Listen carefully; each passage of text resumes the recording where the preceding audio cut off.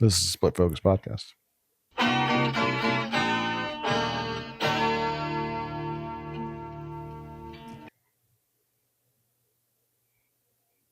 How long are you going to wait? What do we do here on the Split Focus Podcast? Well, Brianna and Craig, Yep. your two hosts, have decided that they were going to watch the Palme d'Or winners. Yeah. In random order. That's right. And talk about them. Yeah, year by year, winner by winner. And some years, turns out there's more than one.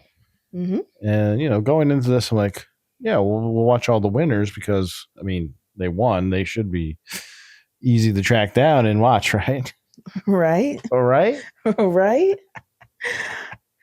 You definitely don't have to resort to totally I'll say it. Kind of sketch ways of watching this film. It wasn't sketch. It ended up with yeah. But the whole process was like, this is it. This is how I have to do it. So I looked it up. I was like, why is this movie so hard to find? And it's because it is like just an older niche film. That's true. So I wonder if this movie is like readily available in Italy. Like, is this in there? Like, it's in their pantheon. Where is this in the stores? I think it might be. It might be. Yeah, I want to know. I kind of want to know if this is like an Italian classic, and you're like, oh yeah, that movie. But wait. What? What movie are we even talking about? Signori. Huh? Ladies and gentlemen. That's right. Ladies and gentlemen. It's the Italian title. What did we get here in America? The Birds, the Bees, and the Italians. Put it back up. You were like... I was trying to go like... Where? Oh, I was like, it's just in the way. The bird, the bee. The Italians. Yeah. Look at this nice shade of blue. Yeah. I swear it's closed. It doesn't look closed. It's closed. It's closed. Don't worry, it's closed. No, it's even all the way around, but it wants to be a Blu-ray so badly. But it's a DVD, and that's okay. That's okay. It's okay. No extras. No extra features. No supplements. In the warm-up, I was just looking at this cover, bro. It's all the stills from the film. The Doctor. Well, they're actually zonked out. I've also noticed a lot of different covers for this movie, which I think some of them are really, really cool. Mm-hmm. But this one's interesting because it's got the Disney font. Yeah. So it's kind of extra. It's kind of ugly. Screams like bootleg. But it's ours. This is how we could watch the film. I mean, we could have watched it unsubtitled for free on YouTube. Do you think that we would have understood? No. Not the words, but the plot.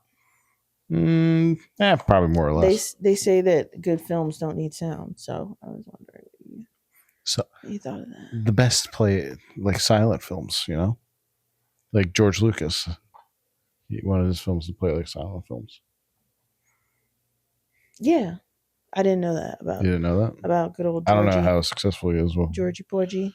One of our infinite rewatches of Star Wars, we'll watch them all without sound. We'll see it. Nice. See which one acts the best as a silent film. But yeah, Birds and Bees and Italians. Winner of the grand prize, the Palme, 1966. And it shares the win with last week's film, A Man and a Woman. Yeah. Onometen. Wait. Take your time. Onometunfum. Yes, we. Yeah. I mean, what else was I say? Should I get into the festival? Did I? Yeah. Okay, I did. Into the festival we go. Year is 1966. Tell us about it. It's quite a while ago. I'll tell you that. Mm-hmm. It's been a minute Mm-hmm. since that year. Mm-hmm. Wait, Let's see. how many years ago was that? 80 years ago? 80? Wait. This is 60 years ago. Why do I think time has moved so much faster? You think it's 2046? I do. Not yet. 20 years from now. It was 100 years ago. It's been 80 years.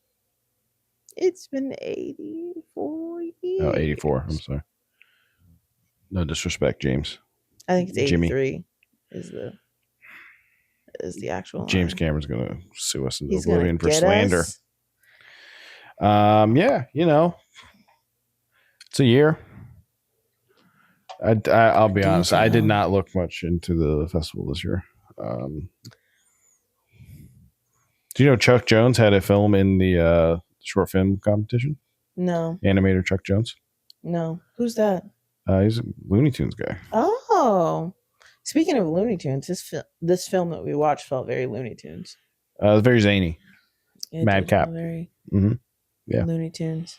I mean, usually something happens at the festival, but I wouldn't, Yeah, there's some stuff. I don't know. Oh no, Dr. Zhivago by David Lean. Oh no, Craig didn't do his homework. Orson Welles. What's Orson Welles got? His film Chimes at Midnight. Oh. Yeah, stuff like that. Yeah. So, yeah, like we said, tie winners this year. We already covered Man and Woman. Now we're covering this guy. By this guy, Pietro Germi. I think I did pretty good, even though Pietro Germi. Or Germi. Gorlami. No, I'm just kidding. Dang. I think he would have liked it. Yeah. It's like his 10th film. Just going off this. This wonderful Wikipedia page. That's. If you don't know, the first thing is hey, help us expand this article by translating thank it. You. All right, you're done reading Wikipedia. Crazy. Moving on. He died from hepatitis in Rome in 1974, 8 years after this film was made. So, oh, bummer. And yeah, untimely. He, but he did squeeze in a film with Dustin Hoffman before. What's it called? Alfredo. Yeah. There's another film that interests me was Divorce Italian Style. People say that's like his top hit. I believe won a screenplay Oscar. Yes, a screenplay Oscar. So I've been interested in that. It's just I feel like everything, and I feel like what is it, 60 years ago? It's not that long ago. So why is there not do you know what I mean? Like it's 66. Why can't I find out more about this? I feel like you have to dig pretty deep. I bring that up because Wikipedia is like, hey, help us, because the Italian article, treasure trove, but nobody cares enough to translate it to the English version. So that's going to be your homework. I'm going to learn Italian, and I'm going to translate the Italian Wikipedia page for the birds and bees in Italians. Yeah, I think this just made me hyper aware of how I don't know if segregated is the right word, but how separated our internets are, and I just assumed that they were all kind of interconnected. The one big. It's a series of tubes. Interconnected, at least, though. Normally we wouldn't give you this information because it doesn't really pertain to you. But since you're asking, here you go. Thank you. So I don't know. I find that slightly disturbing. Hey. Anyway, so yeah, tell me more about this film. In what way? What's it all about? What's its deal, man? This film has a vignette, 3 vignettes. It's an anthology picture, kind of. Yeah. Tell me more. And it follows the same community of people. and they're like the bourgeoisie. And it just tells us about essentially how awful each person, these people are, right, themselves and to one another. Mhm. And yeah, it's that's what it is. Yeah, Let's talk about it. let's break it down. let's go. So sequence number 1, a phone rings and a blonde lady picks it up and she's like, "What am I gonna wear?" She's talking to some man. Some guy. And she's a cutie. She's a cutie. Mhm. And the guy, medium ugly. I feel bad because what if this man is like Italian, like royalty? Looking at him right now, he's the doctor that I was pointing out earlier. Yeah. But he's like, yeah, I feel comfortable saying like he's medium ugly. He could be handsome, but he's not like George Clooney. He's like he's Italian Rodney Dangerfield. Kind of. Is Rodney Dangerfield Italian? He could be Italian. I don't know. What if they're related? What if it is Rodney? But this man is like a professor or doctor or something to that nature. And he is he's like, "All right, cool, I'm coming home and we're gonna go. We're getting ready for this party." Yeah. On his way out of the door, his friend, Tony Gasparini, comes. Sorry, there's something in my eye. He comes and he's like, "I need to tell you something, Doc." Mm-hmm. And, the doctor doesn't really take him seriously. Well, he does, but I mean, he's being dismissive to his friend because he's trying to get to where he's going. And he's like, "Come on, let's go." And he's like, "I'm impotent. Impotent. Yeah. The word of the day. Not a man anymore. Is impotent. I'm not a man anymore, he said. And they go over like, he's like, "Well, how long has this been going on for?" Which he says, what does he say? Like 9 or 10 months? A year, 9, 10 months. Yeah. Who's counting, Doc? To which, the doctor's like, "Cheer up, old pal. We're going." He's also laughing at him. He laughs.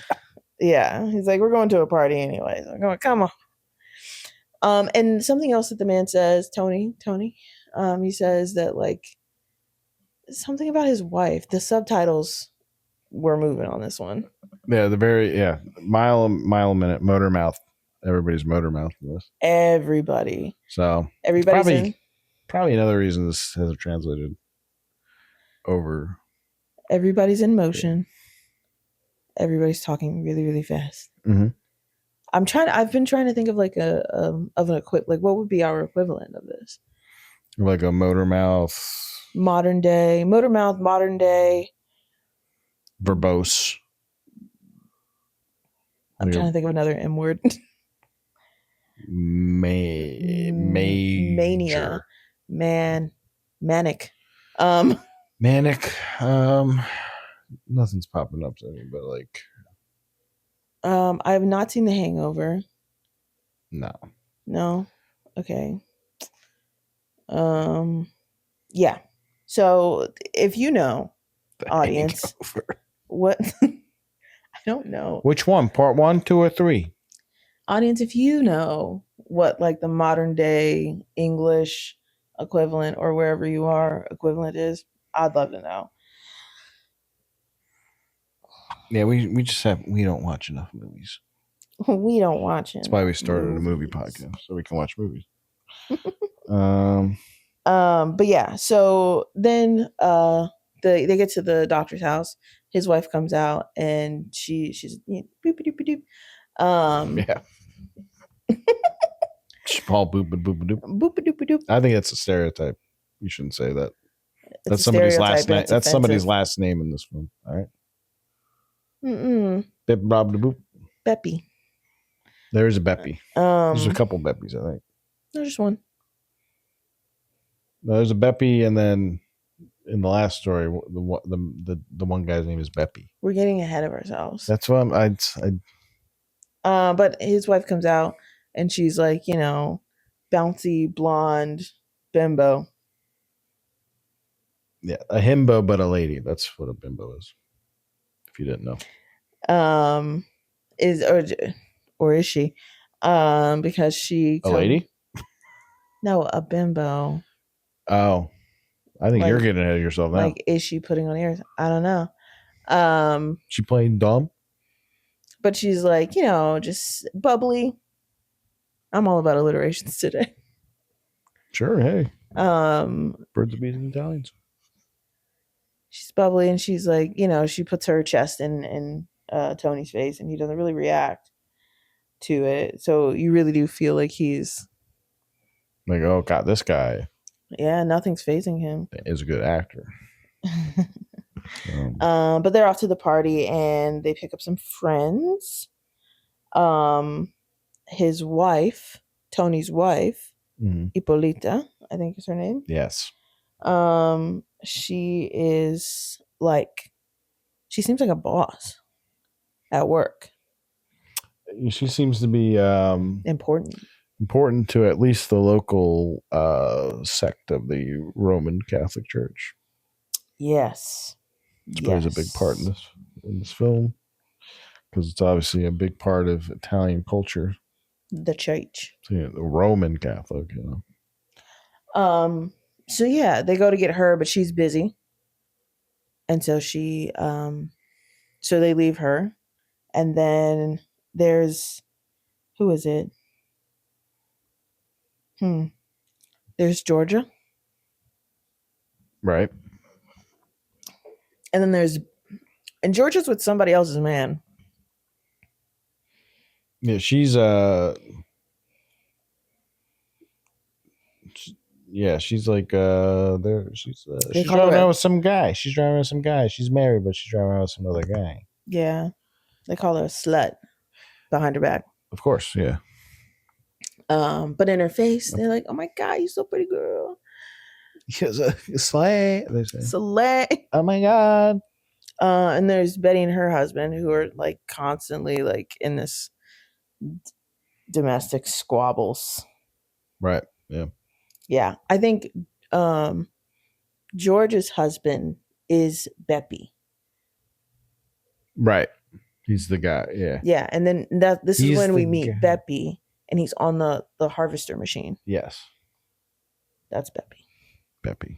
Right. So those are our characters, including what is his name? Scarabeo. That sounds right. My boy. Yeah. And I would argue that he is the most straightforward character. He's the straight man. He's the ball breaker, they call him. Yeah. So out of all of these cast of characters and all their, what's the word I'm looking for? Faults. He is the one. He's the voice of reason. He's a saint. Except he's annoying. Well, nobody's perfect. Yeah. So they all he's at the gas station, and he sees everybody driving by on the way to this party, and everybody avoids him until he's in the road enough. Right. Yeah. Either kill him or stop. And you can tell they're like, we could have killed him. Yeah. That wouldn't be nice. And he kind of invites himself to this party. Right. Yeah. To which everybody's now there, and Ippolita's getting money. Yeah, she's there basically, trying to get funds for the church. It's also it's at this old man's house, and he's immediately my favorite character invites himself to the party, and then it immediately cuts to him complaining that he's here, that he's there. It's great. So funny. The ball breaker. I'm like, okay. Is he breaking balls, or is he just a real man, keeping it real? Only He time never will tell a tell. lie. He'll tell you He's a joke. straight shooter. I like the kid. What can I say? Right. What's revealed at this party? Cool, a lot. What's the reveal? There is a lot. That's, I think. There's a lot going on. Yeah. I'm like, could this have been a linear film? A linear film? I don't think it's told like out of order. I don't think it's told out of order. I think it's just told segmented. So it's like, you would have to have like an A plot. So it's 3, I'd say, complete stories. Yeah. That together paint a whole picture. And it's not told out of like. Maybe some of these stories happen before or after the other. I don't know. That's not what I mean. I mean, could this story have been just one movie? It isn't. Well, you're right. It is like an anthology, but one story, like better interconnect. I mean, no, and exactly. This is the question. Like, do you connect them better, or how do you pass it off? Because the perspectives just change. Right. Yeah. Just what? Yeah. Different characters are different. Or like, I think. I mean, they're connected enough. Like, the end of this part, not to spoil it, is referenced in the next part. Yeah. Pretty explicitly. So, but I guess I'm thinking about like a story like, let's say, Bridesmaids, right? And instead of each story getting a segment, maybe the other 2 stories are just B plots. B and Z plots. And we're cutting between them all. Like I don't it's know. all happening concurrently. No. Yes and no. Yes. I don't know what you're asking them, to be honest. I can tell. I think it's fine. I'm just wondering if it could have been. I think it's perfect. And one narrative film. I think this is probably the best movie ever made. So I'm sure you think that. Yeah. So what's revealed at this party? What's the main reveal pertinent to this story? The story? Mm-hmm. Pertinent to this story. I guess not the inciting incident. What would you call it? I don't know. Other than a reveal. The doctor starts the rumor. Oh, yes. He does. That Tony Gasparini is impotent. Yeah, he kind of lets it loose that, the doctor-patient confidentiality. Not with these MFers, dude. I'll tell you what. Some guy. He lets on that something's wrong with him, and, basically. And just, and gossip travels fast. Yeah, it's a freaking gossip, dude. So that starts moving around, one lady and the guy are macking, trying to find a place to be alone. What else? What else is happening? The one couple that we're met. We meet them fighting in their house. Mm-hmm. One guy's trying to, I guess, sell a property or something. He's selling something to a guy, and his wife's mad because he's ignoring her, just trying to make this sale. I think out of all the characters, a lot of stuff going on. It's a lot. Out of all the characters, she's the one that I'm like, what's your function, girl? Hey, I don't know. Look, right? Maybe on rewatch 10, I'll finally get it. I'll finally crack she's the one that I just usually don't understand what her deal is. Because she's just like what's the word I'm looking for? She's a Karen. No, she's a Karen. What's Italian for Karen? Her name is Betty. She's a Betty. It's true. Well, yeah, we'll get there, but she's always doing something unsavory. They play a game, which is like anonymous question game or something. Oh yeah, everybody like anonymous letter game. Right, yeah. Everything. You don't like that. It's like, I mean, I guess it's, Party. hey, look, it's Italian culture. I don't know. Maybe that's what they do. It's also the swinging 60s. That's right. So they like write an anonymous letter about somebody in the room. Mm-hmm. And the first one was to Tony. And essentially, no, it's the second one. Yeah, there's two for him. We don't find out what the second one is. Oh, okay. So the first one I think is about him being impotent. And so now he knows that everyone else knows. And he's embarrassed. Right. All the while, the doctor keeps like pushing him off onto his wife because his wife is like a bubbly Yeah, she just blonde wants to bimbo dance and all the, who wants to this dance. one guy just keeps like, I'll dance with you. He's like, buzz off. Yeah. So Tony ends up being the person that he, as his surrogate. He's impotent. He ain't going to try nothing. Yeah. He ain't going to try nothing. He's got no balls. And then, the second note was what? It had to do with one of them. And like, essentially, I think it meant like somebody's wife was cheating on them. Yeah, two people were hooking up. They're shagadelic. Yeah.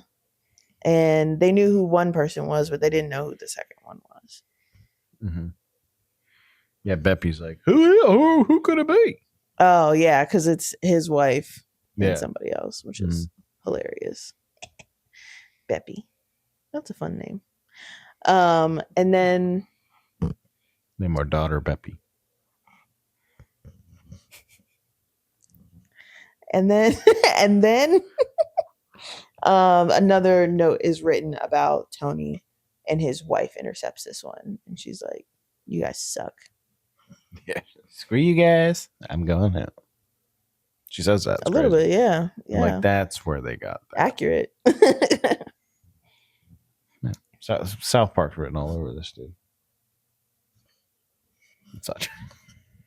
Not really. No. Bridesmaids came to mind somehow. Oh, this film? Mm-hmm. Okay. Okay. Sure. And then what do they do? They get kicked out of the house, I think, after this. Yeah, because two people were caught snogging under British old man's bed. British. What else? I don't know. They were fooling around, but under somebody's bed. That's a place to do it. That's a choice. How romantic. But I guess someone's sleeping on the bed. I don't know. Yeah, an old lady. Like, yeah, let's go. This old lady's sleeping here. Let's crawl under the bed and start fornicating.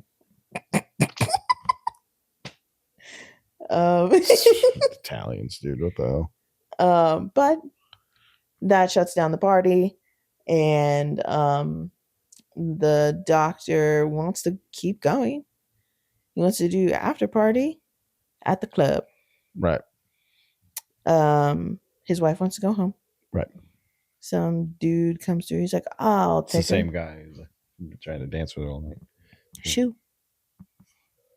That was good. It was a good little laugh. A little beat. Well, yeah, because he's like on the car window. I'll take her. That's right. I'll take her. That's where most of the laughs I got were just people just like stopping and looking like. The second time around, I definitely was like trying to clock when we laughed and what it was, Was the laugh rate high or low? Let's wait till the end. Oh. Something to look forward to. Look at him. Looky. And yeah. But the doctor sends Tony with his wife. Yeah, to drive her home. He's going to the afters. Send the eunuch. Well, they're at the club dancing. Mm-hmm. Yeah. Are they dancing? They're go. Yeah, somebody. That's how it starts. Two lovebirds are dancing, I believe. Yeah, Georgia, I think. Mm. Yeah, there's a band playing. Yeah, But they're going for a striptease. There's a striptease. yeah. So I'm like, well, maybe it's an Italian These are thing. your pearls. This is you. Clutched. Mhm. But they go to the club, they dancing, and Betty's drinking, Yeah, dude. and they don't want Betty to drink. Stop it. Betty don't care. Mhm. Betty don't care. The what's his name? The doctor goes to the bathroom because Scarabeo. Yes. Scarabeo. He like he's like, He's yeah, I just wanted to talk to you. Like, I really like. Do you really think that Tony is impotent? Like, do you really think that? Because he told me last week, like, that he was getting it on with somebody last week. Well, no, yeah, he was staying at the same hotel or something, and yeah, he heard secondhand that Oh, he'd been doing it he been a dog. 10 days ago. Bum, bum, bum. But the doctor, like, he's like avoiding him. Yeah, but he hears this piece of info, and he's like, Yeah, eventually it gets through to him. mhm. This is during, because he runs to the bathroom and locks himself in there. And then he like gets this information. He's like, oh snap. But by this time the strippers have arrived. Yes. And then Betty has like an outburst. Yeah. And she's like, you all are disgusting. She's clutching her pearls. Yeah, she's like, you're disgusting hypocrites. I'm gonna get naked. Yeah. You want naked? Watch this. I'll show you naked. And then she tries to like rip off her clothes, and she's pretty successful because they end up getting her a tablecloth. Yeah. And then she's just taken out of there. I would say she's like a comic relief, but she like everybody in this movie is deplorable. But I think the women are written in such a way that they like everybody's kind of one-sided. Everyone's kind of like the same. Everyone's kind of one note. Everyone's kind of monotone in this way that they're all like zany. Right. But the women especially are like either dumb or shrewd or mean. It's hard to everybody seems one dimensional. Mm-hmm. And is that the commentary? I think so. That's what I'm struggling with. I'm like, these ladies and gentlemen. Makes you think here. Yeah. Is she the comic relief? Yeah. Were you laughing? No. Yeah. I don't know. Mm-hmm. I don't know about that. So anyway, yeah, that kind of, well, I don't think that ends it, but the doctor is now worried about Tony and his wife. So he leaves. Yes. Tries to find a car because he left Tony with his car to take his wife home. Oh, truth. Yeah. They're smarter than they look. He goes, he finds a car, he finds Beppy. Beppy's asleep in his car. He's drunk. It's implied Beppy is not maybe as well to do as these other people. Yes. He's kind of here because his wife is here with one of them. Mm-hmm. You know? Mm-hmm. Beppy's along for the ride. Beppy's just here for the wine. Mm-hmm. Yeah. So, tell me more. Then what happened? In fact, so when the two, sorry to go back before the striptease and everything, when the two are dancing, Beppy is passed the F out. Just like, and is passed out until they stop dancing and the striptease comes in, then he's up, which is a nice little note. That made me chuckle a little. like that. But anyway, yeah, Beppy is slumped in his car, Mhm. and the doctor's like, "Give me the car." Beppy's like, "No, it's my car. I can sleep in it." And then our boy, the one true one, is like, "I got a car. You can take my car." They take his car. They take his car. Despite Off they go. off they go. Off they go. Rip roaring Rip roaring. down the streets. Except not really, because he just got it. He has to break in his car. He can't go too fast. he's like, slow down. He's very particular. Yeah, like He's like a side seat facts. He's like a crazy side seat He's driver. He's side seat driving his own. Oh, you talking about the doctor? Yeah. No. Not Beppy. Scott Bale. Yeah, he's his own side street driver. It's crazy. Oh. Because he's driving. He's driving it. No, yeah, the doctor's side. He's like, "Come on, hurry up!" And he's like, "No, I can't." And it's like, I just got this in. I got to break this car. But then crazy. they drive past somebody who's like fallen over on the road, and they just drive past, and they're like, "Leave him." Yeah, like drunks. Like they this town's full of drunks. It's great. Yeah, like they're all. Yeah, the guy crashed. He crashed his bicycle. He just said, yeah, that guy. And then they keep going, and eventually there's another drunkard on his bicycle, like drunkenly, like in the middle of the street, Swerving. robbing and weaving. Yeah. Yeah. So I'm like, a lot of drunks. Yeah. And then A lot of the lower class people are painted as drunks in this. That's true. So is that the commentary? I mean, it's saying something. It's saying something. But so anyway, just when they get out, he gets out of the car because the guy. Yeah, they get out of the car for some reason. He gets out of the car to like stop the guy who's driving his bike down the wrong side of the road or something like that. Right. And the doctor just can't take anymore. So then he gets in the driver's seat. Now he's driving, and he almost leaves Scarabeo behind. Oh, you better not. But he lets him back in, and then they make it to his house. Yeah, where he's like, all right, I'm gonna go inside. And he's like, I'll come with you. And he's like, no. Right. No, thank you. You stay out here. I think they make up a plan or something like that. I don't know. Mm-hmm. But he goes inside, and all is quiet. Yeah. And he finds his wife's scarf on a chair. Oh no. Oh no. And she opens the door, and she comes into the room, and her hair is disheveled. Mm. Actually, I didn't say, oh no. I was like, Tony cured his impotence. Wow, crazy. Oh. Or did he? I don't know. Or did he? Well, her hair is disheveled. And she's like, oh man, I'm just so glad that you came back here. I gave Tony an aspirin. He's in such a condition. Oh my God. Oh my God.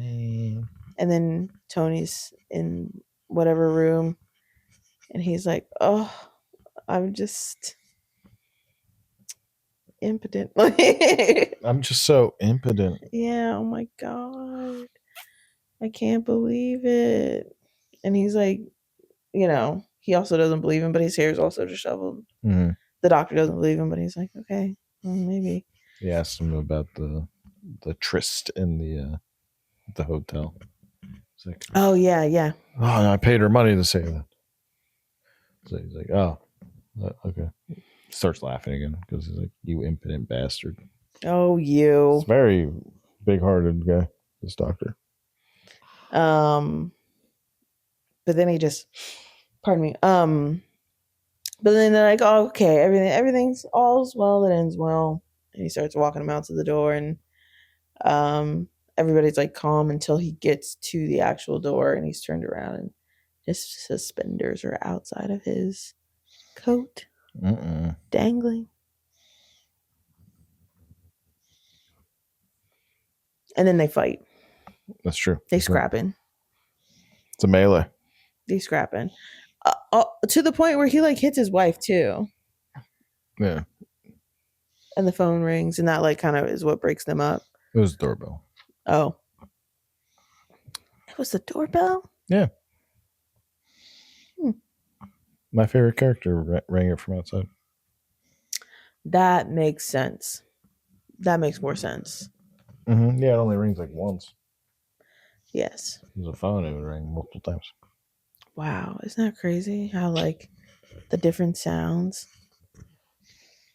The phones, the bells, and the Italians. But yeah. So then he goes outside and he's like, well, what happened? Is everything okay? He's like, oh yeah, somebody called and Well, yeah, before he leaves, he's like, this is a secret. yeah, somebody called and Don't tell nobody. He's like, oh, okay, because I heard voices on the inside. He's like, yeah, I got mad at him on the phone for dialing a false call. It's crazy. Let's take you back to let's take us back. Right. Let me take you back. And he's like, no, I better stay here. And he's like, no, you can't stay here, man. Mm-hmm. No, not here, not tonight. We'll walk. And they burst into song. That's right. The end. Yay. He's a cuckold too. Oh my god. Just like Beppy. Oh man. Oh man. Oh, Beppy. Oh. What's next? Oh yeah, that's right. So yeah, it's the end of vignette 1, vignette 2. We're on to my other favorite character. How do we open? We open with the guys all chilling in the plaza. Yeah. Yeah. They're looking at women saying, "Nice games," basically. Oh my god. Yeah, they're being men. Oh my god. Men being men. Well, I wrote in my notes that they have just like concerned themselves with like with other men's appearance. Other women's appearance, which I think is just very. It's a choice. And one of the gentlemen that we've seen earlier, he's getting a coffee and he is just like enamored with with this cashier, so much so that he's like, when he stops at the counter to like prepare his espresso or his coffee, he's like putting the sugar in someone else's cup, which I thought was like, I laughed at that for sure. Mm-hmm. I was like, that's pure comedy right there. Real cute. Oh. Very Looney Tunes. Yeah, beautiful. Cut to, he's at home and he's rather melancholy. Mm-hmm. And his wife is a yapper. Yes. But she's not a happy yapper. No. She nags. She got something to say. And she's like berates and nags and berates and nags and berates. Yeah. He's disassociating. He's trying to disassociate. Yeah. How does he do that? Well, he just tries to ignore it, kind of like ignoring her. Mm-hmm. And he secludes himself in the bathroom. His daughter wants to use the bathroom. He's like, "I'm in here. Get the hell out of here." And she keeps nagging. You know what? I don't like the way you classify these people. Classify these people? What are you talking about? I don't like your impressions. You don't like my impression? Nope.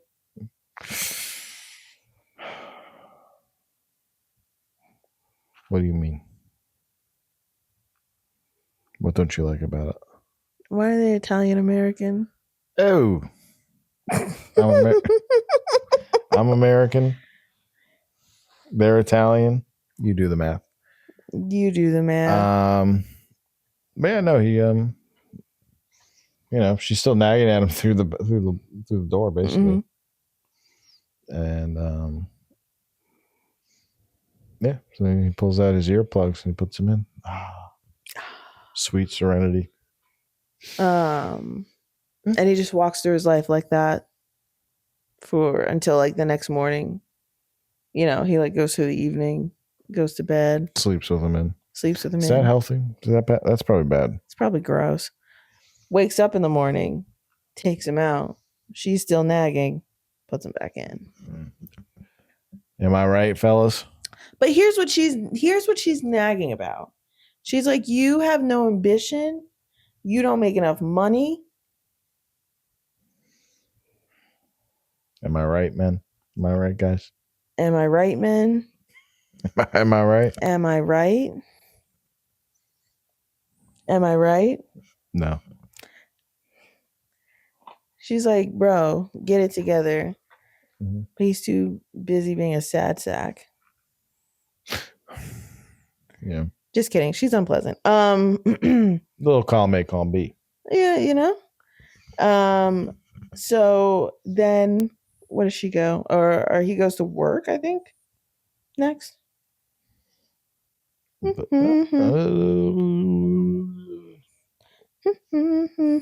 I think so. Yeah.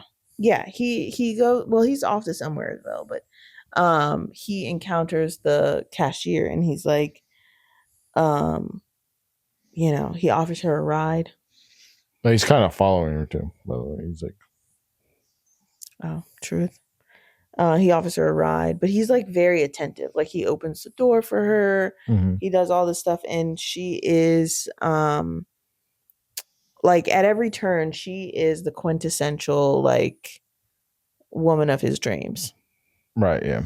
Which the way that she's classified is also very stereotypical that I was like, I don't know if this movie is doing anybody any favors. You know what I mean?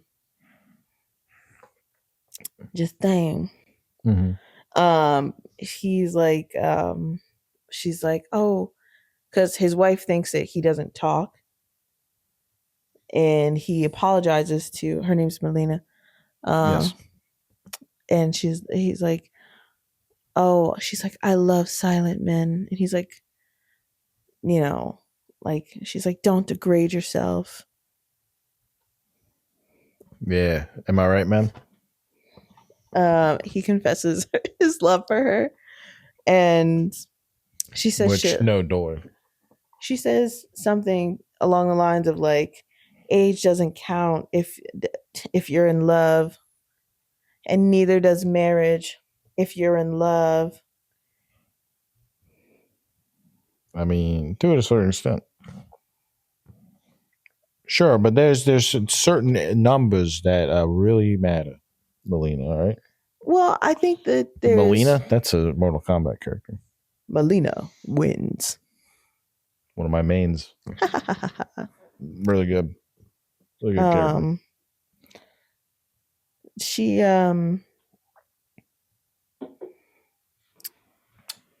no, that sentiment's really like messed up. Like age does matter, age does count, even if you are in love. Right. And it's not just, a small range of numbers. And specifically, yeah, there's a certain and he's significantly older than her. She is of age.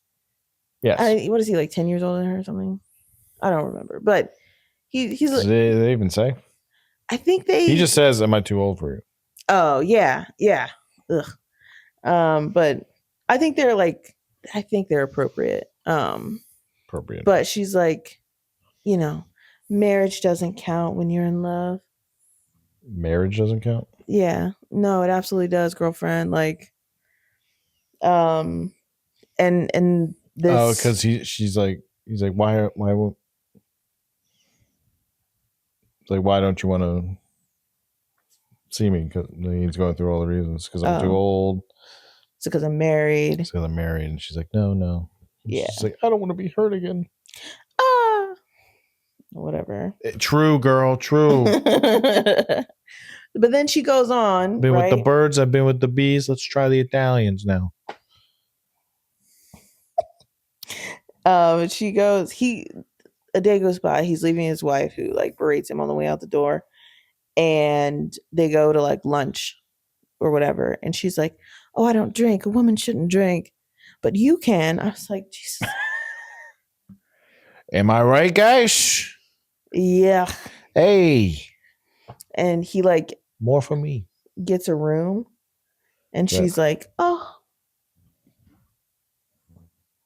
I don't want you to be just a married man getting your jollies. That's right. She's feeling a little shame. Yeah, because she doesn't want people to like judge them. But he says he has a habit. He convinces her he has a habit of taking a nap after like, I guess, lunch. Right. Hey, man. Boo. Hey, man. But he's like, if you go up first, and I will, and then I go out, nobody will ever know. Nobody's paying attention. We'll make it Don't look worry about that. inconspicuous. So she leaves, and then he waits maybe 5 seconds, and then he leaves. That's the funniest part. He's like, "All right, we'll go. Yeah, time to go. All right, we go." Puts his little hat on. Yeah. Yeah, this is all. Yeah, this is all. So he's still hiding this from his wife, obviously, and he makes it seem like he's going to some meeting because he leaves with this hat on. Yeah, it's a German Makes a big hat. deal, but yeah, man. So he puts this on and heads back to the hotel. And as he's going there, a group of just men, just like in the back of this truck, Scoop them up. they show up. They show up, and you see the hats. And like, oh, you're one of us. Yeah. So he's going up the stairs. They come to enter the lobby. Guess who's there? Do you see who was there? No. Beppy. Beppy. Beppy is head lederhosen. Whatever they're doing, I don't know what they're doing. I don't know what they're doing. It's like a German house hat. So yeah, they take him and they get him sloshed, wasted. And then he comes back to this hotel room, and she's like waiting for him, and she's like, he's ashamed. He's drunk and ashamed. Oh, he's like, I can't do it. I'm just gonna go to sleep. And she's like, a woman has to be content waiting for her man. She's like totally like, oh, it's all good. Hey, bro. You ditched me for hours and you came back drunk. It's fine. At least you came back. At least you came back, dude. So yeah, basically the perfect woman. Yeah. A total pushover. That's what everybody wants. That's what everybody wants. That's what everybody wants. Good luck. Guys, get yourself a good pushover. That's all you need in your life. Somebody to control. Oh my God.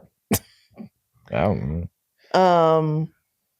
But then he goes home to his wife. It's true.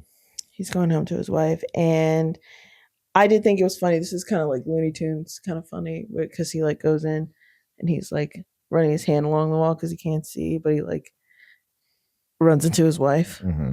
Yes. To which she's like, welcome home. Welcome home. Yeah. Starts playing the Coheed and Cambria song. Welcome home. And there's a good, what's the word I'm looking for? She's like, he's like, I'm not hungry because he missed dinner. Yeah, she's like, yeah. Oh, we'll check under the plate. And there's a letter, an anonymous letter that says he's been cheating with the woman at the cafe. Right. And he's like, who sent what? Who? Mm-hmm. And now they're scrapping. She's hilarious, I think, because initially she's like trying to beat him up, and then he like hits her back, and she's like, oh my God, he's gonna murder me. Hey. Maybe he would have. Well, because at first he was taking it, and then her reversal of that, he's like, yeah, actually, you're right. Mm-hmm. I'm out of here. Yeah, well, I think he realizes, well, hey, there's a good severing point right here.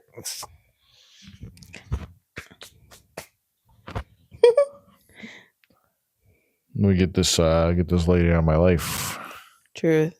But he does leave, and he takes his letter down to the town square, and he's like, who wrote this? Because he's drunk. He's still drunk. Right.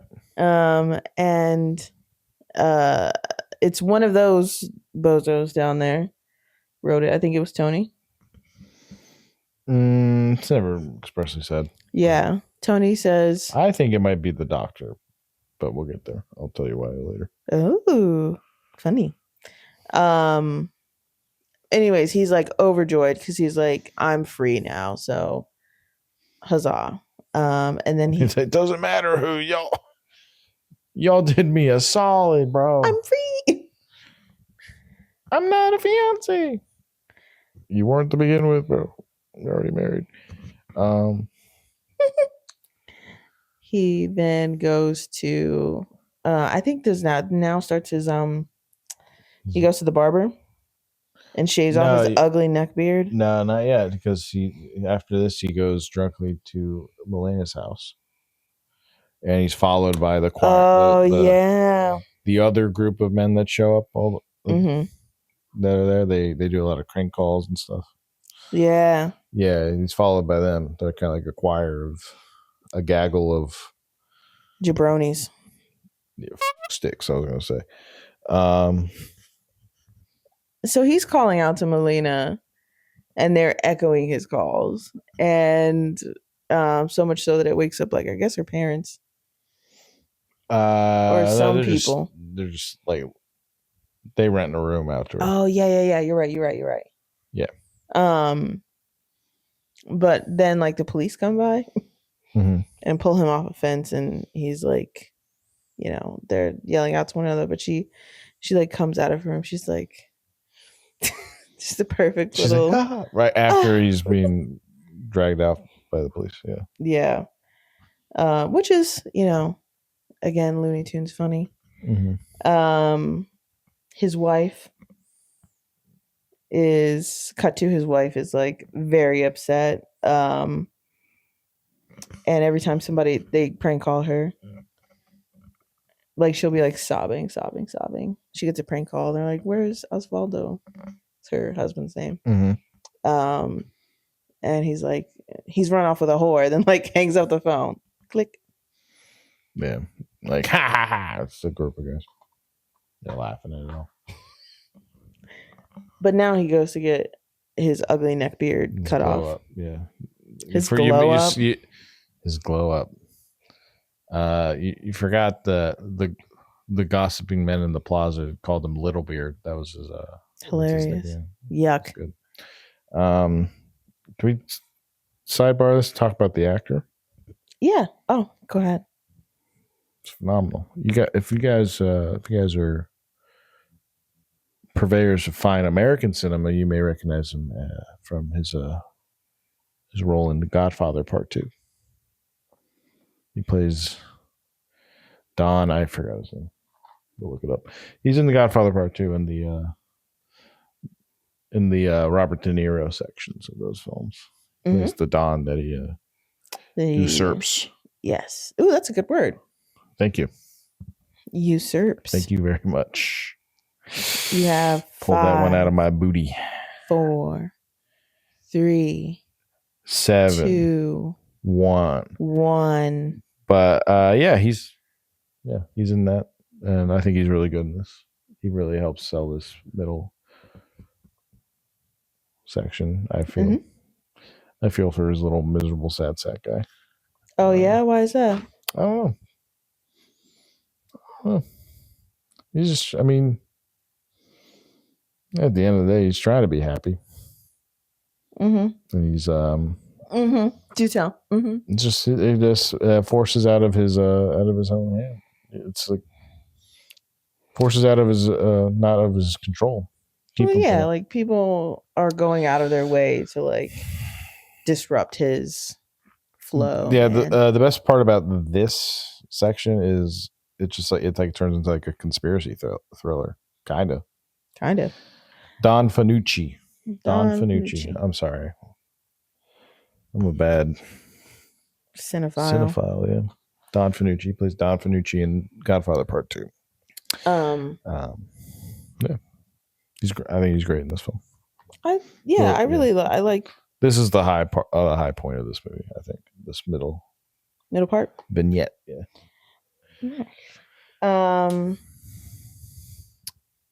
And then the priest gets involved.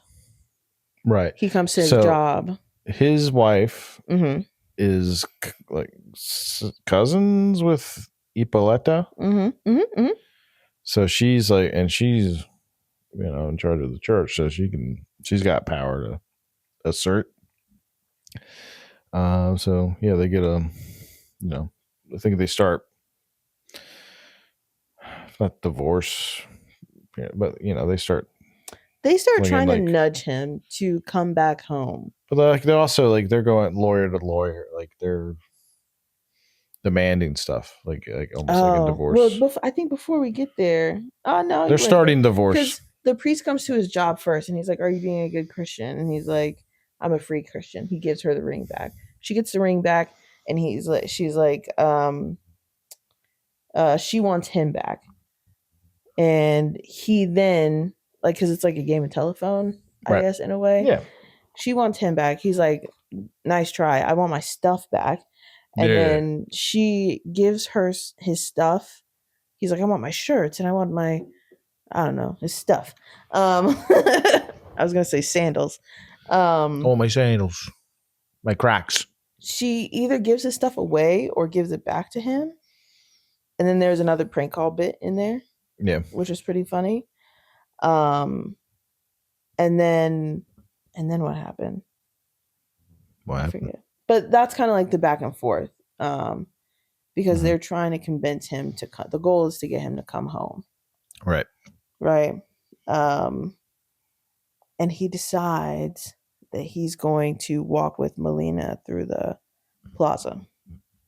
Yeah, not hide this thing. Make it known. To which now the church is trying to convince his manager at work to get him to go back home. Right.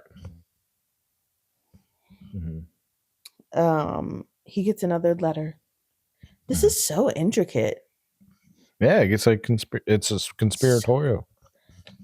He gets another letter that Melina is actually like a hoe and is stepping out on him. Right. And now he goes to the cafe to find her. She's not at the cafe. Mm-hmm. And she is kicked out of her rented room. Right. And like he goes to his manager. He's on the hunt to find her a place to live. So he goes to his manager, and his manager like clues him into what's going on. He goes to the pharmacist. Yes. And he's no help either. And the problem isn't, from what I understand, the problem isn't that he cheated or is cheating. The problem is that they run away. The problem is that he's public with it. Yeah. That's it. That's the problem. Well, now he's public, but it's because he's run away with this woman. Mm-hmm. And they're like, how do you want a mistress? Have a mistress. Right. Nobody's gonna take her. He gets a bright idea to go to his mother's house. No, there's always the mama. Yeah. She beats him up. Yeah. Hilarious. That scene is funny. Mm-hmm.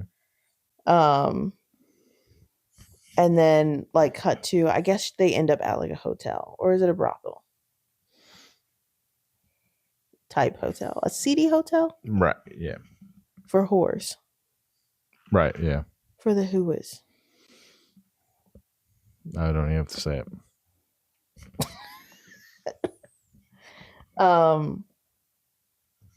And I think there was one of our other characters shows up in that. I swear to God, they're like in the hallway or something. Oh, maybe. Yeah, it happened so quickly, and I'm like, oh shoot. But it seems like there's patches of time now has gone by, and it's Christmas, and the police barge in and arrest them both on account of adultery. Oh, serious stuff. They make her sign something, and she's free to go, and he's like, I protest. That's right. How dare you? Let me leave my wife. And they're like, No, we're gonna have to arrest you, bro. This is where, like, officially, I think the cop is the one that's like, have a mistress. Who cares? Yeah, that's what. But you gotta go home. Let's talk man to man. You know, you want to do it on the side? That's fine, but Come on. you're going about this all wrong, kid. And he's like, he doesn't care. He's like, this is what it is. Little did he know, his wife and co-conspirators are in the wings. They're in the wings. Wings. In the wings. We got there. They're in the wings. And they're like, you want to press charges, ma'am? You really want to do it? She's like, no. Darn it. Yeah. So then he goes back to his apartment. Well, before he's let out, because I think they keep him overnight. Melina's waiting for him, and then the priest guy comes out and like, hey, come with me. Why wait all night? Here, go. Come on. Yeah, and yeah, that's when he gets out. He goes to the goes back to the cafe, to the bar. I think he goes home first. No, he does go to the cafe. Yeah, he grabs some croissants and some cafe. Cappuccino. Yeah. Yeah, cafe. And then what happened? He goes back up to the room, and what is there? What is there? There's a letter waiting for him on the bed. What does it say? It's from Melina. She can't be with him. She can't be with him. She's like, she's been convinced. Let's just remember the good times we had. I'm the perfect woman. So now he's decided he's going to jump. That's right. Yeah. But it cuts back. We cut back to the plaza. Everybody's chilling there, checking out ladies, and then all of a sudden a shoe hits the table because he's undressing before he decides to jump. That's right. Which, it's more of a cry for help, but trigger warning.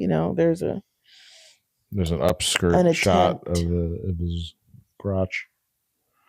Oh my God. Underwear. He's wearing underwear, but scandal. If you're afraid of what a man looks like, you better not look.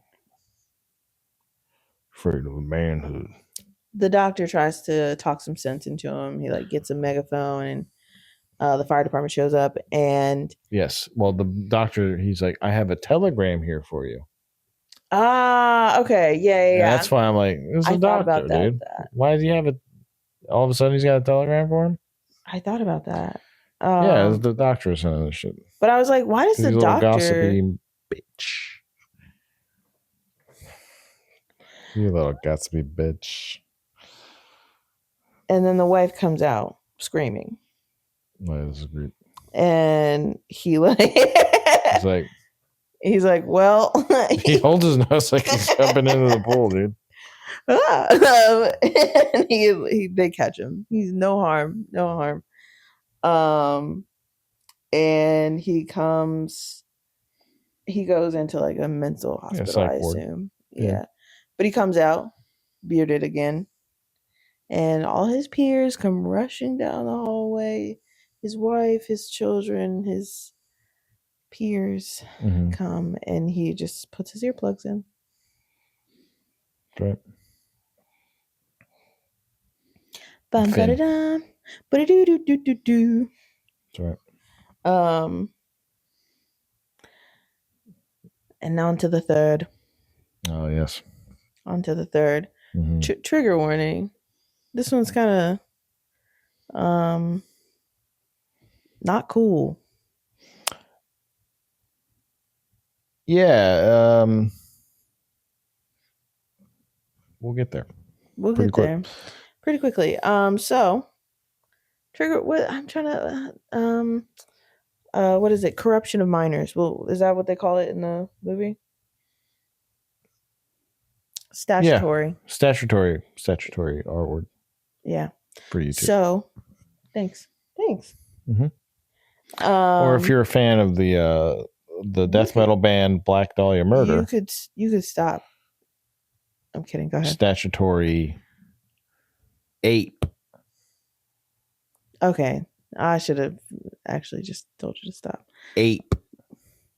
I think that they can hear. I just want to make sure it's. I think they get it. Do you guys get it? Is everybody there? Is everybody chronically online? Thanks. So there's a young girl. She's looking at shoes in a window. And the shoe storekeeper is like, oh, come inside. And talks her up and he flips the sign open to close. And she's like, he's like, suddenly now she's wearing the shoes. He's like, what is it? Something and something. White as milk. No. Oh, you're not talking about him describing. No, oh my God, okay. That's already messed up too. Well, I mean, it's a messed up storyline.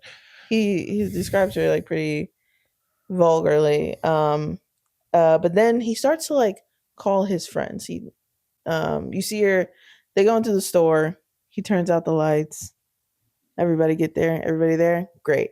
And then she's wearing the shoes now, walking around. Some very telling characteristics about this character. She's carrying around a hose. Oh. Right? That's important to know. And she's kind of like disheveled looking. Or homely? Is that the right word? She reads as like homely. I don't know. It's her hair. She read as young. She reads as young, but there's something about her appearance for a reason. And yeah, but I think that like she reads as like, for me, as homely. She definitely has like the baby face and the baby face features. But I think that they were trying to denote that she's like a character from the countryside. Sure. Give her like a country bumpkin kind of look. But like Italian bumpkin. I got you. I don't know. But yeah, he now is like coordinating meetings with his friends and this girl. And she'll like walk in, and they always push her head down. Yeah. Mm-hmm. They always push her head down, and not so that, not in like a provocative way, but so that she isn't seen with them. Right. Yeah. And it goes through our cast of characters. Tony Gasparini's there. Mm-hmm. The doctor. Yes. I don't think the bearded guy. No. Little Beard is not. Little Beard is not implicated. That guy's shacking up with Georgia. Mm-hmm. And maybe Betty's husband. Yes. Yeah. Definitely Definitely Betty's husband. Altogether, there's like 6 or 7 of them. The pharmacist. Yes. Is in on it. And yeah, so she goes through each and every single one of these characters. Same scenario, similarly. The joke with her head is repeated with the pharmacist, except he ducks her head under the gate to get her in, which I was like, that is funny. But then Beppy shows up. Beppy's her dad. Beppy. And he goes to the doctor, but he's kind of drunk, and he's looking to speak with the doctor. Mm-hmm. And the nurse goes to get the doctor, and she's like, yeah, he wants to talk to you. And she's like, he's like, put him in a room. This room's a bathroom? It's like a closet? Yeah, / custodian closet. Yeah. I was like, I mean, I guess. Mm-hmm. But Beppy finds the hose that she's always carrying around. Mm-hmm. And he's like, this is proof of the crime. She's not even 15. Not even 16. Not even 16. Sorry. Right. So the doctor's like spooked, but he's also like seeing a patient, which is kind of funny. Mm-hmm. And now all these men that were implicated are playing telephone. And they kind of decide to conspire against Beppy and this young girl. Yeah, well, yeah, the Beppy's like, yeah, they basically the police are like, well, yeah, let's get the daughter in and see. Well, this is after She, they what's the word I'm looking for? Because they're like it's our word against like a drunk peasant, and right, then Beppy's like out in the streets drinking, right, being a drunkard, true, and the police pick him up, and he tells them what's going on, and they're like, "We'll look into it," yeah, and they do. and they do, and they do, because then they go through all that band of bandits, go through them again, and the girl's like identifying each of them. Mm-hmm. And they all once again agree that they're gonna like um not turn themselves in, but that they're gonna like band against them. um One guy tries to leave town, Right. and they all lie to their wives about like when they all meet up at court, because they all get a court date. Mm-hmm. They all lie about why they're there. And even their lawyers like deny, deny, deny. Looks like Andy Kindler, comedian Andy Kindler. I don't know who that is. You Oh, yes. Wait, no. You do. He's in your favorite animated show. I mean, you wouldn't know what he looks like from it, but you know his voice. Bob's Burgers. Mm-hmm. He's Mort. Oh, okay. I know exactly who you're talking about. Andy Kindler. Yeah. Mort. So yeah, he goes in, and he's like, deny everything and be confident. Yeah, like the Circle Jerk song, "Deny Everything."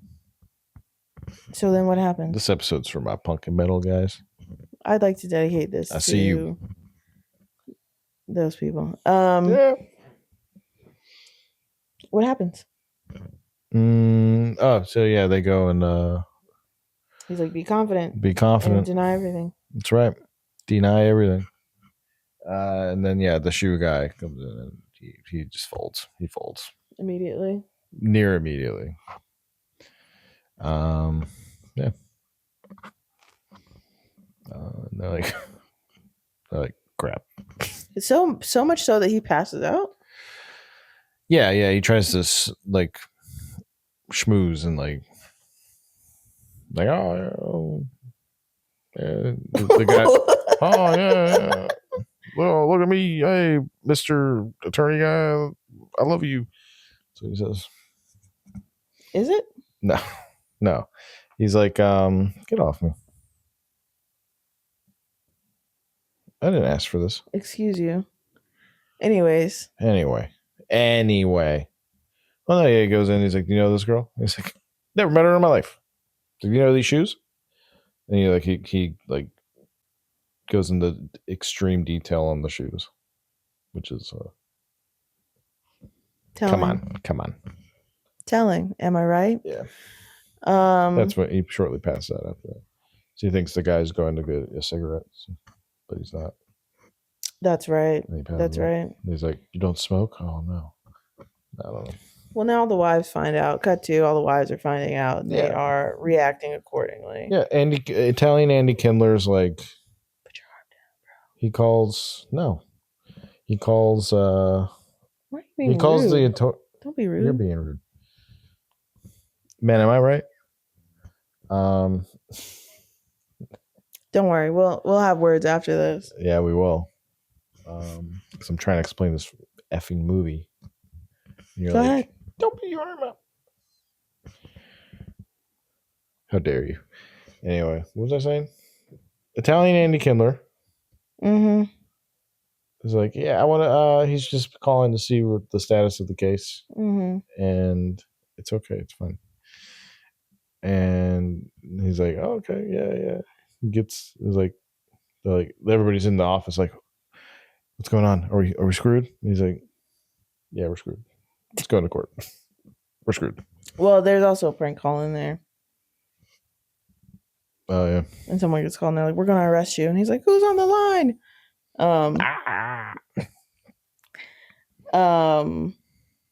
So then Ippolito comes up with this amazing idea to bribe them. Because if they bribe them, they gather $12 million to bribe them. And if 12 million Italian monies. Sorry. If they bribe them, then and they are acquitted, if they settle, they go to trial and they're acquitted, they will then be tried, the father-daughter, for slander. She's like, I know these peasants all too well. So they drive out there, they go in. Ippolito does all the negotiating, and Beppy in this moment reminded me of James Gandolfini in like a weird way. I was like, yep. The late great. He just reminded me Beppy Soprano. Beppy Soprano. So then she's negotiating with him, and it starts out with $2 million. She doesn't come in right with she doesn't come out with everything. Here's 12 million. Yeah. No. She's 10. Well, she did 2, and then she does another 2, and then she does a half. And he's like, well, 5 mil. What's going to become my daughter? She's just going to have to become a hooer. A hooer. I did it. And so he's like, I want justice. I want revenge. And so he takes Ippolito. Crazy. Bro.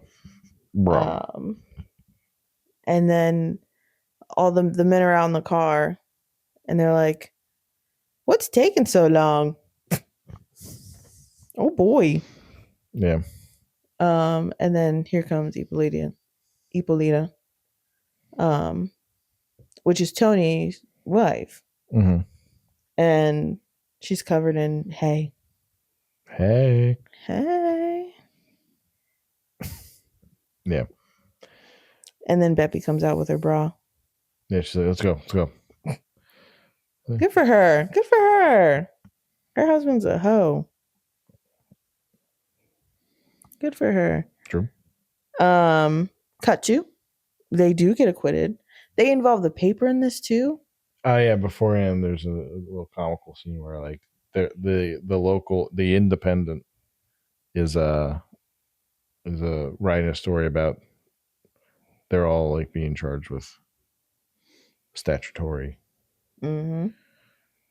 stuff, and yeah, he's writing it out, lists all the guys indicted here or whatever, incriminated, and he keeps getting phone calls from different people, different true powerful men in the town, and yeah, just keeps the number of people in the article dwindled to 0, and then he just scraps it. That's true. Yeah, freedom of press, my buns, my butt.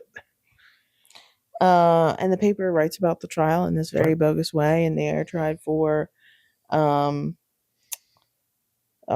and daughter, Beppy and Alda, are tried for slander, and they look shocked.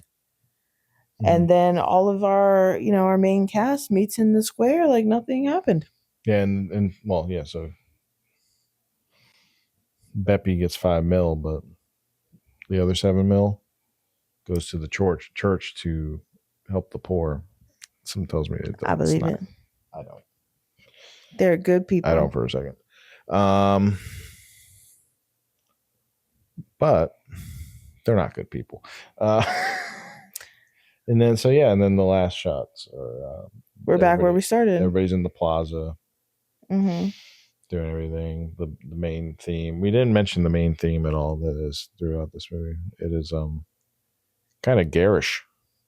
What do you mean like by the that? main theme? It's like real like chintzy and like cheesy. But like there's like a certain like To me, it's a little unsettling at times, especially because like they distort it somewhat. Mm-hmm. Especially at the end, I feel really uneasy. Mm. You know, it's not like remarkable for me. It's I don't know. It's like Like if like right cheesy, now. like chintzy, like goofy music, Mm-hmm. like you know, scoring these like dreadful pieces of shit. There's Mm-hmm. something a Okay. little chilling about it Mm-hmm. Mm-hmm. to Mm-hmm. me. Got it. So yeah, they're all like chatting, like yelling, screaming at each other. Mm-hmm. People are eyeing other people like, Mm-hmm. for more affairs. Mm-hmm. Mm-hmm. Um, all this and the beat goes on, And the beat goes on. and but who's listening? Who's not listening to that beat? Who? Ah, yes. You're right. One You're last right. time. Yeah. Put What's his name? Oswaldo. mm-hmm. That's right. And the music goes away, and we hear a more serene track.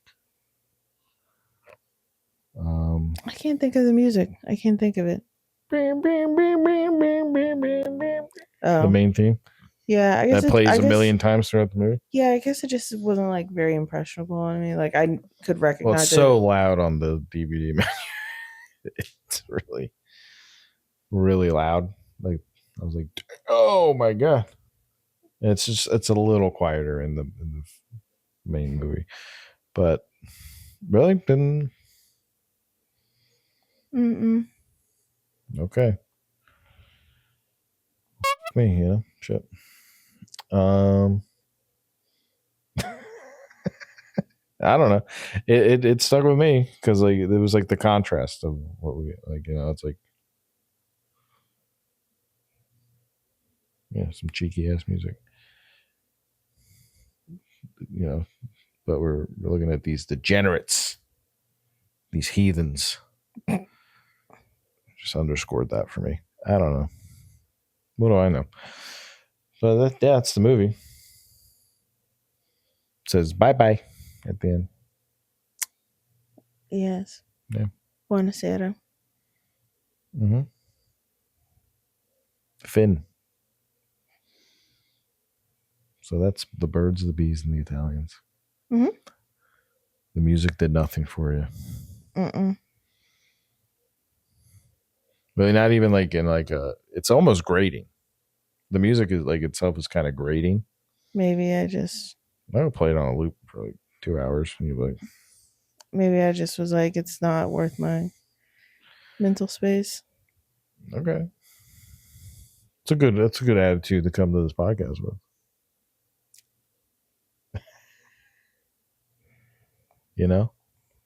Maybe. We're trying to pick these movies apart, right?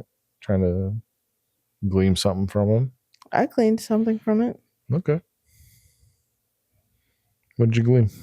What did you glean from this movie?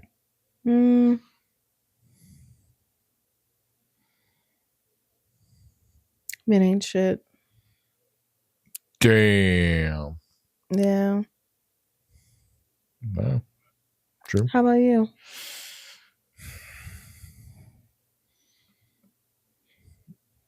Power corrupts. Yeah, shit. I don't know. I mean, time goes by, but things rarely change. Yeah. A lot of it, yeah, I mean, What? I what? guess. What do you mean by that? I mean, look, these people. Obviously, this movie has an axe to grind to, like you said, the bourgeoisie and Mm-hmm. elites. They're all, But I don't think they're that elite is like the craziest thing. But I think maybe that's like the perspective that I'm missing is that they don't seem that elite. Well, there are elites around. They're kind of like a lot of the people they're like the hanger-ons. Like they're definitely between the pet like it's like peasants Mm-hmm. that are painted all like as drunks, Mm-hmm. there's these guys that we follow. Mm-hmm. Then there's the true powerful people, like that old man, Yeah, yeah. the Catholic Church, Mm-hmm. all that. Okay. Yeah. Yeah. I mean, I think that's why it's the bourgeoisie, and I just don't. I think I. But these people also like they do hold some power in this. Like they all have like pretty prominent, except for Gasparini. He's kind of just like the husband of the church lady. The kept man. Yeah. But yeah, it's just, Hmm. stinky, stinky. Okay.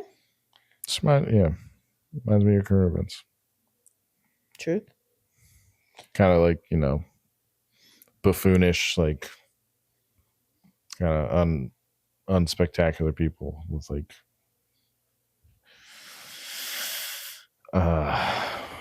what you call it, just like way too much authority, more than they deserve. Okay. I can do that. Mm-hmm. So yeah, that's what I got from it. Also, that music blaring on the DVD thing. Mm-hmm. Crazy. Mm-hmm. But yeah. What did you think of the movie overall? I think it's just very one note. Mm-hmm. Like it gets it when it gets rolling, it can like get rolling, but all the characters are kind of one note, so in that way it becomes kind of boring to watch. Like I think I just don't find watching bad people be bad is compelling at all. I also am not like it's not that I'm not a fan of comedy, it's just that comedy is so subjective that it's hard to I'm not the audience, Yeah. you know. Um yeah, Yeah. I mean, in the end, I don't think I'm the audience for this either. But I mean, that's fair. I mean, I think the what commentaries. I get from it, I'm Mhm. pretty much pulling from. It's all for me. I think more than more than what the movie's giving me. You know what I mean? I'm making Mhm. more of these connections than the movie Well, I think that's is. also like But my thinking is that like it's not that it's not that audiences aren't smart, it's that audiences are like can be difficult sometimes, and because audiences are subjective. mm-hmm. So like if this is funny, then like what else is funny, you know if a bunch of men in a town sleeping with like a 15-year-old is funny. Like I almost didn't see the humor in that other than like the telephone, which is just a mechanism of funny. The subject matter isn't funny. That one Right. couple that like fights a bunch, that's not funny. Like Mm-hmm. that's not funny. Um what was in the third one? The chick who like it's funny that like she's this like quintessential woman. The second one is like probably the funniest. Has like the potential for the funniest Mm-hmm. because people I think it's a little more like relatable that like that you could cheat on your wife and that the person that you want to be with no one else wants you to be with and they trap you in your misery. That's funny. Mm-hmm. Right? Like he's the only one out of these stories that uh like he, it's not justice, but like that he's made to be the fool. Mm-hmm. In the third one, the father daughter are made to be the fool, and they are characterized as fools to begin with anyway. Right. Well, it's yeah. I mean, So yeah. what's the Are the main commentary? chorale like they are So they are fools, but like they're like able to fool everybody else into thinking they're not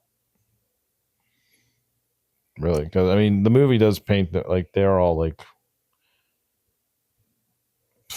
they're comedy characters. Well, there's exactly. I'm talking about funny and relatable, and I think that funny is usually like there's But usually that's something relatable.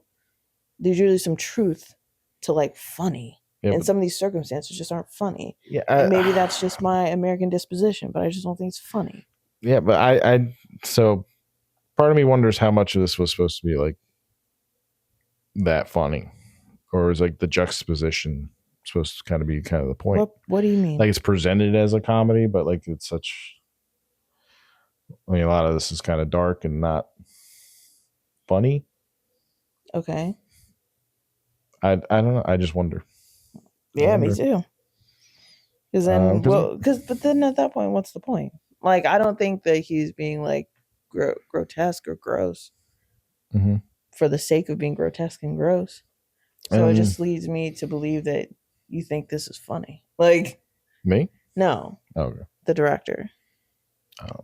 That's a good question. It comes off as more a scathing than like an endorsement of it. No, that's I don't think it is an endorsement either. For what it's worth, I don't think it's an endorsement.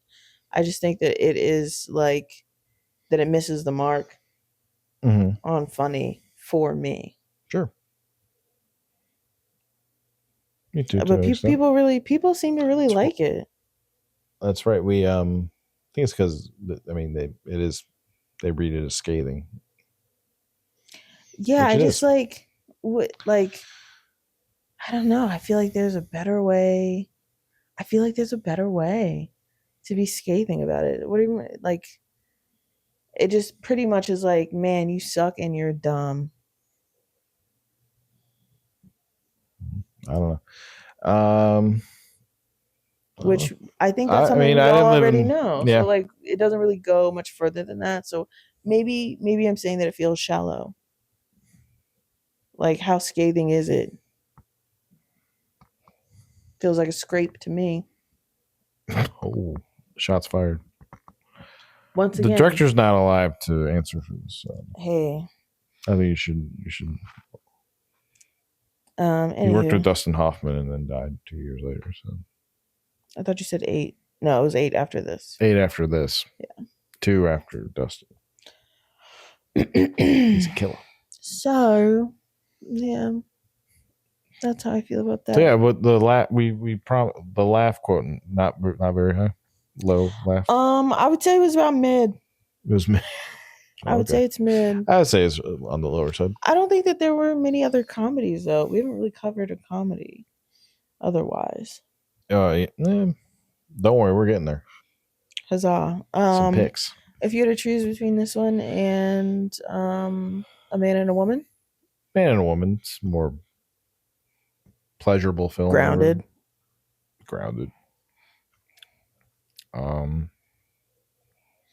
Yeah, it's just the more pleasurable film, easier to watch, and I feel there's more to the gleam from that still, and more in further rewatches. Not so much so in this one. Also, it's like, yeah, I mean, it's pretty blunt, and it's like, this movie's pretty blunt, if you ask me. Like, it's pretty, like you said, it's like, you call it a scrape, but it's like they're pretty like these people are bad. Well, these people are bad. They want it to they are one note. Like it's pretty.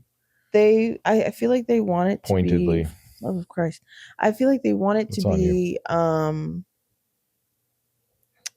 to have an emotion to it, and it does. It just hits them, misses the mark. I feel, and like, I don't know. It just misses the mark for me. Yeah, it's not altogether successful. Like I said, it could have been funnier. Well, that too. Like that energy could have been put into being funnier. So who would you recommend this to? I would recommend this to Probably the skip. The skipper. Me? Yeah, the boss. Me? Mm-hmm. I don't know. I don't really know if I. So I was talking to one of my coworkers, an older gentleman. Mm-hmm. He is Italian. Mm-hmm. Like, hey, oh, I watched this movie for our podcast. He knows Mm-hmm. we do a podcast.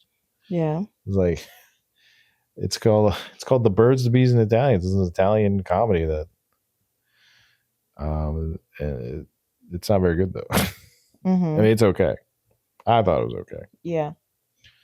but What did yeah, he say? even then I was just telling him about it. I'm like, I wouldn't recommend watching it. Like, one, you have to buy a DVD copy of it.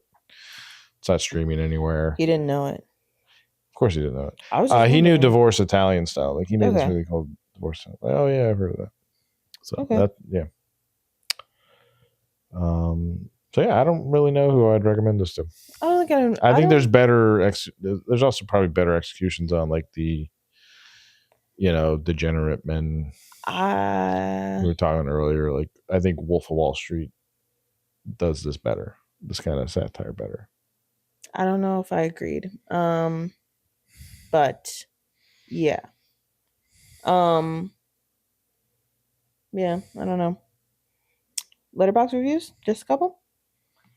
Just a couple. Yeah. I seem really down on this movie.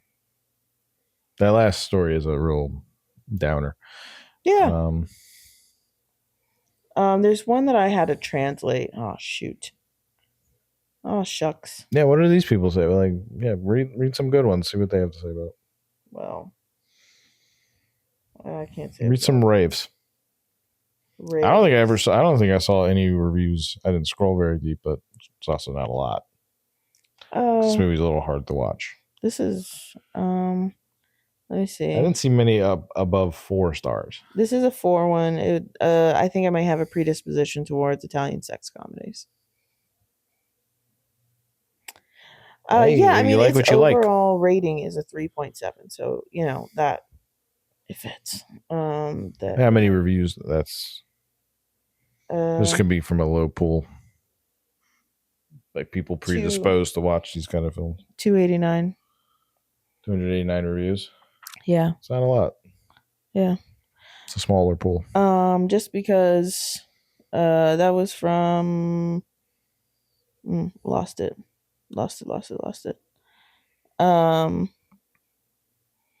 Let's see. Anywho, watched this with my mom at Cannes. Asked her thoughts, and she replied, "It was okay. I don't think it'll win any awards." Oh.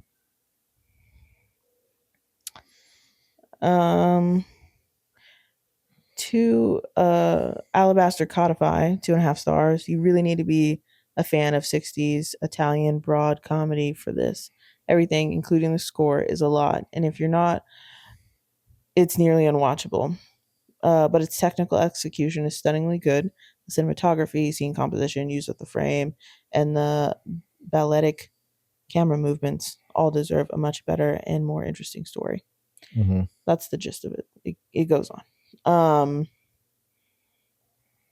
2.5 from Poopy. Pretty weak and somewhat outdated humor is the only thing that's worth mentioning here because it's such a lack of anything interesting going on. Surprisingly, this won the Palme, even considering when it came out. David's Mind, 1.5 stars. Oh. About as funny as a school bus on fire. Miserable watch. Lots of sexual assault and pulling faces. I'm not a fan of Euro comedy as it is. And this is the Nadir? I don't know. Nadir. 2 stars. Gabri Milano. This is for men who unironically call their wives the ball and chain. Am I right, men?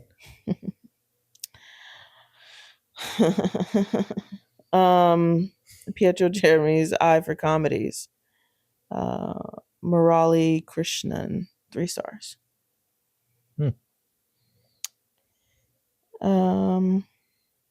Let's see. A great criticism of Italian hypocrisy and the state of the Italian family. Unfortunately, it hasn't aged well, given that almost all the film's comedies come at the expense of an awful female stereotype. I mean, 3 stars. There was one I read, I want to say it was in Italian or French, and it was like, how ironic that like the most like scathing criticism of patriarchy is like the most misogynist film ever. I wish I could find it again. But yeah, that's that. And how would you rate this on our scale?